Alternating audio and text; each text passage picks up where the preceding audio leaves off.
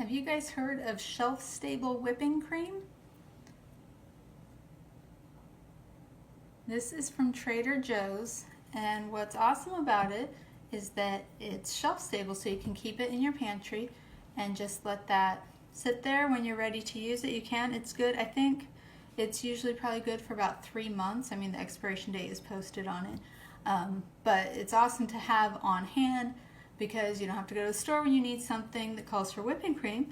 And it's a perfect thing to use with our sugar cream pie filling mix because you can keep both in your pantry and then you're ready to go, because for the pie mix all you need is water and whipping cream. And this is 1 cup, which is the exact amount that you need for the mix. Now I am going to make homemade whipping cream with this, and to do that you can't pull it just out of the pantry. It does have to be chilled. So I've had this in the refrigerator and I've got it chilled, and I will show you how that goes making the whipping cream.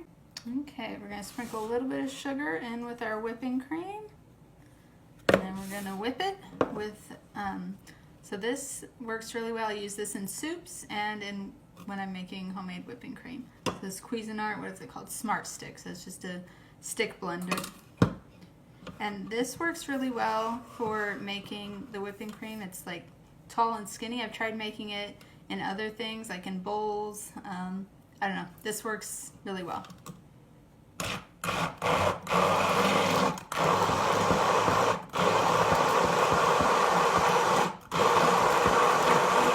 Okay, so we have our final product, our whipped cream from our Trader Joe's shelf-stable whipped cream, and we'll dollop it onto some hot chocolate in my favorite mug.